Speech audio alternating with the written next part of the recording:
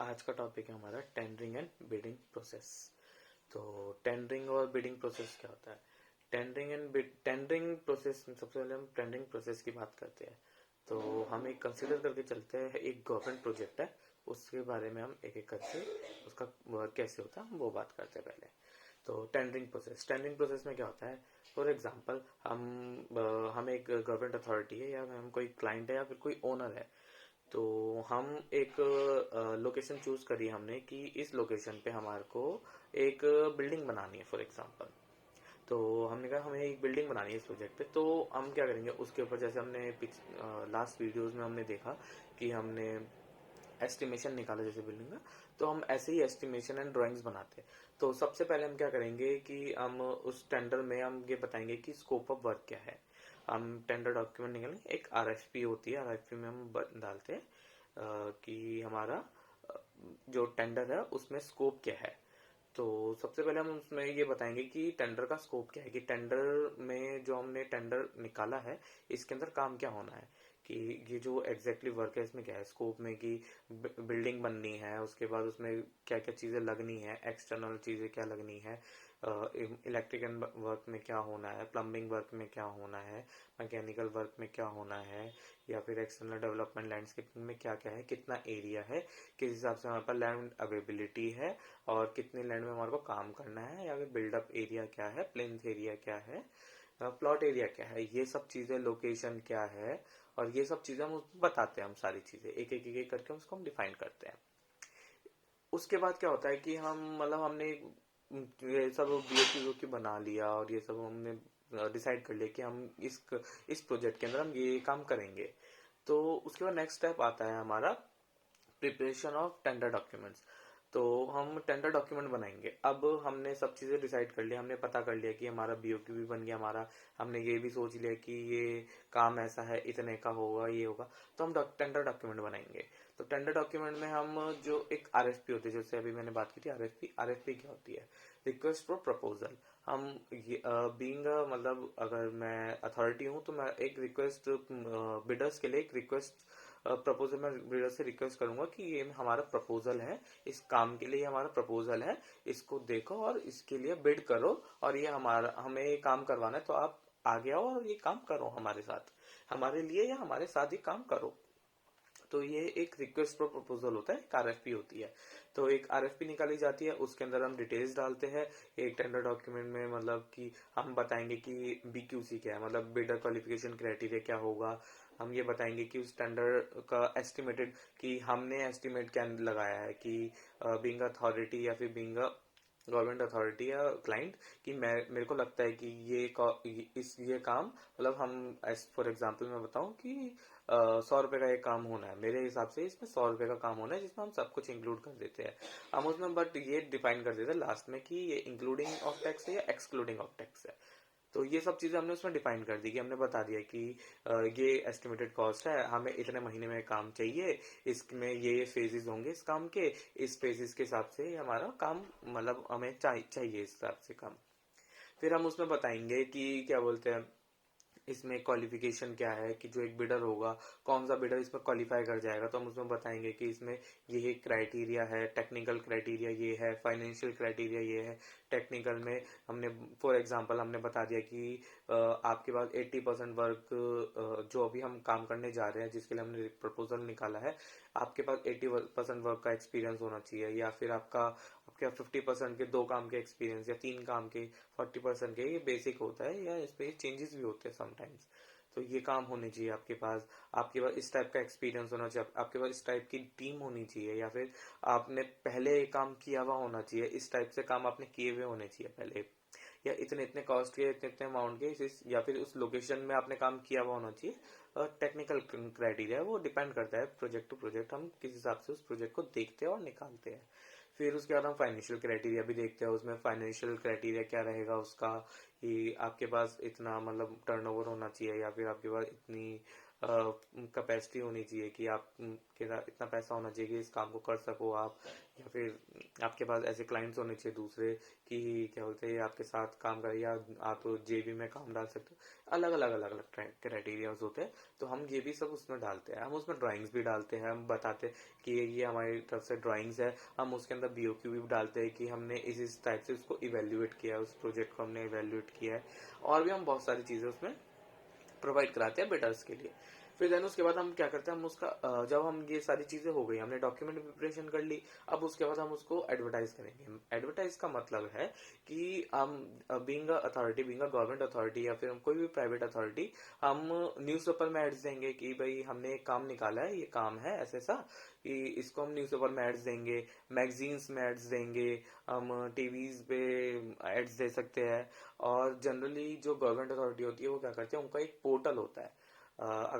हमारे जनरली अगर हम बिल्डिंग और रोड्स या इन सब की बात करें तो ई टेंडर, ई प्रिक्योरमेंट टाइप के पोर्टल्स होते हैं। स्टेट्स के अलग होते हैं, सेंटर के अलग होते हैं, या और पीएसयूज के अलग होते हैं, डिपार्टमेंट टू डिपार्टमेंट भी अलग अलग होते हैं। कुछ एक ही पोर्टल पे बहुत सारे डिपार्टमेंट होते हैं, कुछ अलग ही होते हैं कि अपने हिसाब से। कुछ प्राइवेट डिपार्टमेंट्स भी होते हैं कि प्राइवेट डिपार्टमेंट से अपना पोर्टल बना रखा है, या फिर आपको पब्लिश, बीइंग अ प्राइवेट अगर अथॉरिटी हूं मैं, तो मैं पब्लिश करूंगा अपनी वेबसाइट्स के ऊपर, या फिर अपने क्या बोलते हैं सब कॉन्ट्रैक्टर्स को करूंगा, या फिर मैं अलग अलग जो कॉन्ट्रैक्टिंग कंपनियां हैं उनको बाय विया मेल हम उनको डाटा देंगे, या फिर हम न्यूज़पेपर में, जैसे बताया न्यूज़पेपर में भी एड्स डाल के उनको बता सकते हैं। तो ऐसे ही हम ये कैंपेन चलाते हैं कि एडवर्टाइजमेंट का, ताकि ज्यादा से ज्यादा बिडर्स तक ये चीज पहुंचे, और हमारे को जो क्वालिटी ऑफ वर्क है, नंबर ऑफ बिडर्स भी हमारे पास अच्छा है, क्वालिटी ऑफ वर्क भी हमारा अच्छा हो उसकी वजह से, और कंपटीशन भी अच्छा हो, ताकि कम से कम प्राइस में अच्छे से अच्छा काम किया जा सके। उसके बाद क्या होता है, हम बिड सबमिशन, अब हमने उसमें डेडलाइन भी डाल दी थी जब हमने बताया था कि फॉर एग्जांपल आपके पास 30 दिन है, 30 दिन के अंदर ये बिड क्लोज हो जाएगी, मतलब हम क्लोज कर देंगे, और उसके बीच में जितने भी बिडर्स आए होंगे हम उनको इवेल्युएट करेंगे। तो इसमें हम बिड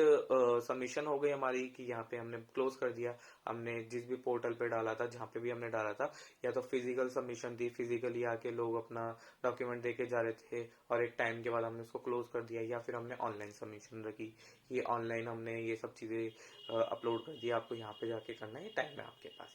अब उसके बाद क्या होगा कि बिड सबमिशन हो गया, अब हो सकता है कि नेक्स्ट डे या फिर उसके कुछ दिनों बाद हमने बिड ओपनिंग करनी है। अब हमने बिड ओपनिंग करी, अब बिड ओपनिंग में हमें इससे ये पता लग जाएगा कि जो हमने क्राइटेरिया सेट किया हुआ था, कि बेसिक जो क्राइटेरिया थे कि अगर आपको इसमें ओपनिंग में भी आना है, अगर बिड ओपनिंग में भी आपका दिखना है, तो आप कैसे दिखोगे कि आपने बेसिक, जैसे आपने टेंडर फीस या फिर आपने ईएमडी अर्नेस्ट मनी डिपॉजिट आपने सबमिट करवाया हुआ होना चाहिए, और आपने हर एक कॉलम जो हमने आपको प्रोवाइड किया था डाटा के हिसाब से, टेक्निकल और फाइनेंशियल इवैल्यूएशन के हिसाब से, आपने उन सब चीजों में वो सारे डॉक्यूमेंट डाले हैं या नहीं डाले हैं। तो इस ये होती है हमारी बिड ओपनिंग। अगर हम सारा वो, अगर बिडर वो सारा क्वालिफाई कर जाता है, तो यहाँ पे उसका नाम शो होने लग जाता है, तो वो बिड ओपनिंग में उसका नाम दिख जाता है, कि उसमें हमें पता लग जाता है नंबर ऑफ बिडर्स कितने हैं। फिर उसके बाद क्या होता है, बिड इवैल्यूएशन होती है। अब बिड इवैल्यूएशन कैसे होगी, अब मैं बीइंग अथॉरिटी, मैं सारे जो बिडर्स जो हमारे आए हैं, जो हमारी बीक्यूसी थी, जो हमारी क्वालिफिकेशन क्राइटेरिया हमने जो सेट किया था, अब हम उसके बिहाफ पे हमने जो डॉक्यूमेंट्स रिक्वायर्ड मांगे थे उनसे कि कंपल्सरी आपको ये सबमिट करना ही करना है, इस क्राइटेरिया के हिसाब से आपको ये सारी चीजें सबमिट करनी है आपको। तो जो बिडर है उसने आपको सबमिट किया, क्या क्या सबमिट किया, कुछ डॉक्यूमेंट्स कम तो नहीं रह गए हैं, और कुछ डॉक्यूमेंट की उसने कुछ नहीं अपलोड नहीं करा है। तो हम समटाइम जनरली हम क्या करते हैं, अगर कोई बिडर ने कोई छूट गया कोई उससे डॉक्यूमेंट अपलोड करना, या फिर वो नहीं दे पाया उस टाइम लिमिट के अंदर, तो हम उससे बाय विया पोर्टल या फिर बाय विया मेल, हम बीइंग अथॉरिटी हम उनसे मांग सकते हैं कि आप हमारे को विद इन 1 डे या विद इन 2 डेज आप हमारे को ये सारे डॉक्यूमेंट्स प्रोवाइड करा दो, कि ये पेंडिंग है आपके शॉर्टफॉल के नाम से। हम उसको बता देते हैं कि आपका शॉर्टफॉल ये है, शॉर्टफॉल डॉक्यूमेंट्स ये है, आप ये डॉक्यूमेंट्स हमें प्रोवाइड करा दो। फिर बिल्डर के पास टाइम लिमिट होती है अपनी, उसके अंदर उसको डॉक्यूमेंट सबमिट कराने होते हैं। अगर वो सबमिट करा देता है तो वो टेक्निकल इवेल्युएशन में ओके हो जाता है, एडमिट हो जाता है। अगर वो नहीं करा पाता तो उसको टेक्निकल इवेल्युएशन में वो डिस्क्वालीफाइड हो जाता है। तो डिस्क्वालिफिकेशन और क्वालिफिकेशन का क्राइटेरिया हमने यहाँ पे देख लिया कैसे होगा।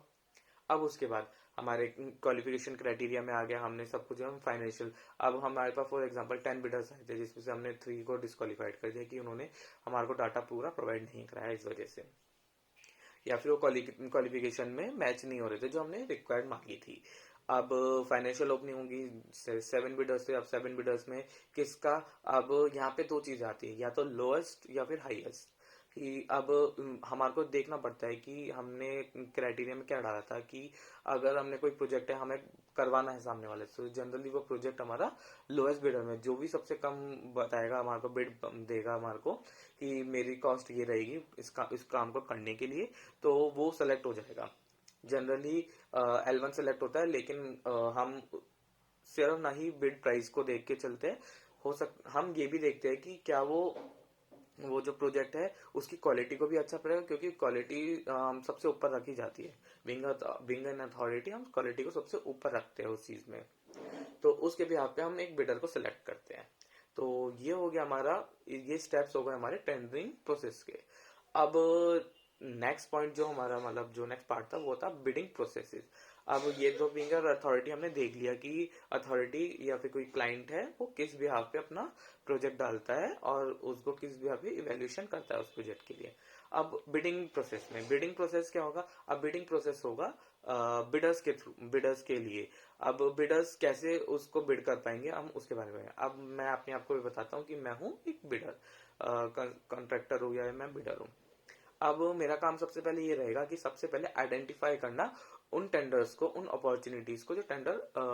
जो भी गवर्नमेंट या प्राइवेट जहाँ पे भी अपलोड हुआ है, तो मैं न्यूज़पेपर में जाके देखूंगा, मैं मैगजीन्स में चेक करता रहूंगा डेली बेसिस पे, टाइम टू टाइम मैं चेक करता रहूंगा, मैं पोर्टल्स पे जाके चेक करता रहूंगा कि कौन सा टेंडर डाला, फिर उन टेंडर्स को देखूंगा, उसके भी आप पे हम उसको शॉर्ट लिस्ट करेंगे। पहले हमारा कुछ क्राइटेरिया होता है कि हम पहले अमाउंट के हिसाब से शॉर्ट लिस्ट करेंगे, फिर उसके बाद उसकी BQC क्या है हम वो देखेंगे। अगर वो सारी चीजें जो रिक्वायरमेंट मांगी है, एक अथॉरिटी ने एक बिडर से मांगी है, ये सारी चीजें आपको प्रोवाइड करानी है, तो उसके बाद अगर हम उसमें क्वालिफाई हो रहे हैं, अगर बीइंग अ बिडर अगर मैं उसमें क्वालिफाई कर रहा हूँ कि हाँ ये सारी चीजें मेरी ओके है और मेरा इंटरेस्ट भी है इस काम को करने के लिए, और मेरी सारी क्वालिफिकेशन मैच हो रही है इस काम को करने के लिए, तो मैं अपना एक प्रपोजल बनाऊंगा। अब मैं प्रपोजल क्या करूंगा, मैं सारे डॉक्यूमेंट्स पढ़ूंगा जो अथॉरिटी ने मेरे को प्रोवाइड कराए हैं, मैं सारी इवेल्युएशन, मैं BQC पढ़ूंगा, अपनी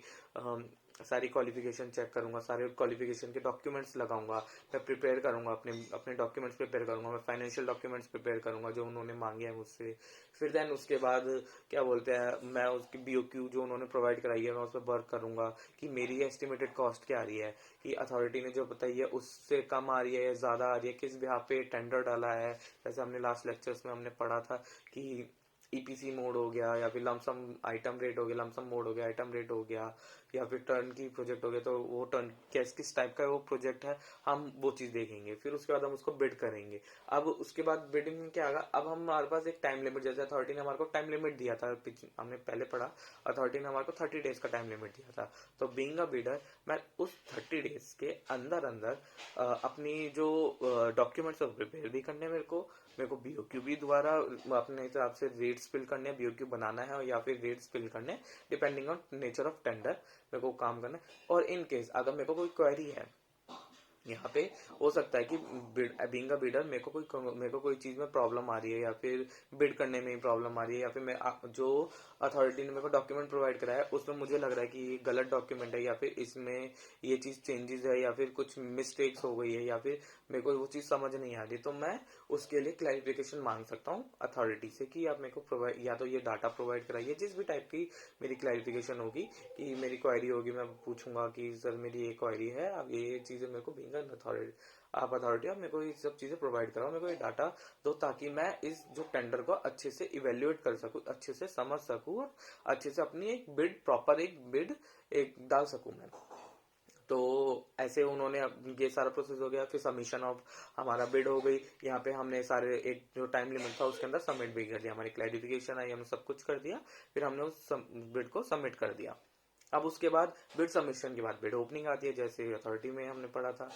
टेंडरिंग प्रोसेस में पढ़ा था। तो अब बिड्स ओपनिंग आएगी। अब बिड ओपनिंग में हम क्या करेंगे कि हमने बिड ओपनिंग करनी है, तो हम सबसे पहले जो अथॉरिटी ओपन करेगी, तो हमारा एक ये होता है अथॉरिटी और बीइंग अ कॉन्ट्रैक्टर, एक बीइंग अ बिडर, एक चीज होती है कि जब अथॉरिटी ओपन करने जा रही है टेंडर, तो हमारे को वहाँ पे प्रेजेंट होना चाहिए, प्रेजेंट होना पड़ता है, या फिर प्रेजेंट होना चाहिए हमारे को वहाँ पे, कि ताकि कोई ऐसी चीज ना हो कि मतलब पार्शियलिटी या फिर कुछ चीजें ऐसी ना हो कि कुछ गड़बड़ी हो रही है कि टेंडर ओपन के अंदर, तो वो सब चीजें नहीं होनी चाहिए। तो बिड ओपनिंग में हम गए और हमारी जो क्वालिफिकेशन अगर हम मैच करते तो हम बिड ओपनिंग में आ जाते हैं ऐसे। फिर उसके बाद जैसे हमने टेंडरिंग प्रोसेस में पढ़ा था कि हमारे को अगर शॉर्टफॉल आ जाते हैं, वो बीइंग ए बिडर मैं बोलता हूँ कि मेरे को शॉर्टफॉल आया, मेरे को अथॉरिटी ने बोला कि आपने ये डॉक्यूमेंट्स कम प्रोवाइड कराया है, तो मैं उन डॉक्यूमेंट्स को विद इन सर्टेन टाइम जो उन्होंने मेरे को प्रोवाइड कराया मैं उनको सबमिट कराऊंगा। तो यहाँ पे मेरा काम है सबमिट कराने का। फिर सबमिट कराने के बाद जब मैं सक्सेसफुली सबमिट करा दूंगा उनको, फिर देन बिड इवेल्युएशन होगी मेरी, कि सारे डॉक्यूमेंट्स प्रॉपर तरीके से थे नहीं थे, जो भी थे सारा बिड इवेल्युएशन हो गया। अब बिड इवेल्युएशन हो गया, फिर फाइनेंशियल भी ओपनिंग हो गई। अब फॉर एग्जांपल मेरे को टेंडर मिल जाता है, मैं सब या तो लोएस्ट बिडर या highest bidder according to tender conditions, की वो टेंडर किस टाइप का वो टेंडर है, तो मेरे को वो मेरे नाम पे वो टेंडर हो जाता है कि हाँ ये मेरी कंपनी है, इस कंपनी को टेंडर मिल गया। अब जब टेंडर मिल जाता है उसके बाद दूसरा प्रोसेस शुरू होता है। उसके बाद प्रोसेस ये होता है कि हमारे को जो भी उन्होंने पीजी मांगी होती है, गारंटी होती है, एक परफॉर्मेंस गारंटी होती है, वो मांगी होती है उन्होंने कि इतने परसेंट आपको इस टेंडर की कॉस्ट के हिसाब से, आपने जो बिड किया उसकी कॉस्ट के हिसाब से आपको इतना परसेंट, 3% या 5% आपको अथॉरिटी को एफडी के या फिर बैंक गारंटी के रूप में या फिर डिमांड ड्राफ्ट के रूप में उनको देना पड़ता है, कि उनको सबमिट कराना होता है एक सर्टेन लिमिट ऑफ टाइम में, जो उन्होंने बताया हुआ होता है हमारे को। हमने उनको सबमिट कराया, सारे डॉक्यूमेंटेशन उनको सबमिट कराए, फिजिकली सबमिट। अगर ये हमारा ऑनलाइन प्रोसेस है तो हम उनको जब अवार्ड हो जाता है तो हम हमारे को फिजिकली उनको सारी जगह जो डॉक्यूमेंट्स हमने उनको दिए थे वो वेरीफाई करने के लिए हमारे को ओरिजिनल डॉक्यूमेंट्स उनको सबमिट कराने होते हैं। तो हम ऐसे उनको सबमिट कराते हैं टेंडर के डॉक्यूमेंट्स। जब हमने सबमिट करा दिए टेंडर डॉक्यूमेंट्स, तो वो दोबारा इवेल्युएट करेंगे हमारे डॉक्यूमेंट ओके है ये नहीं है। अगर वो ओके कर देते हैं तो आगे प्रोसेस होता है, अगर वो ओके नहीं करते तो वो सेम प्रोसेस हो सकता है, या तो वो टेंडर दोबारा निकाले, या फिर वो L2 जो दूसरे नंबर की जो पार्टी थी जिसने मुझसे मुझसे थोड़ी ऊपर डाली थी बिड, तो उसके पास जाएंगे। अब उसके पास भी जा सकते हैं, मेरे पास भी आ जाएगा, तो ये एक अलग प्रोसेस हो जाएगा। अब अवार्ड ऑफ कॉन्ट्रैक्ट में क्या होगा, जब फाइनल में क्या होगा, जब हमारे को अवार्ड होगा तो एक लेटर आएगा या फिर अथॉरिटी हमारे को एक अग्रीमेंट हमारे साथ साइन करेगी कि आपको इस कॉन्ट्रैक्ट के लिए आपको ये आपको कॉन्ट्रैक्ट मिला है, इतने इतने टाइम में आपको कॉन्ट्रैक्ट पूरा करना है, ये स्पेसिफिकेशन है डॉक्यूमेंट्स के बिहाफ पे, आपको इन सारे डॉक्यूमेंट्स के बिहाफ पे आपको ये प्रोजेक्ट कंप्लीट करना है। तो ये होता है हमारा सारा बिडिंग प्रोसेस यहाँ तक। तो आज के लिए ठीक है, थैंक यू।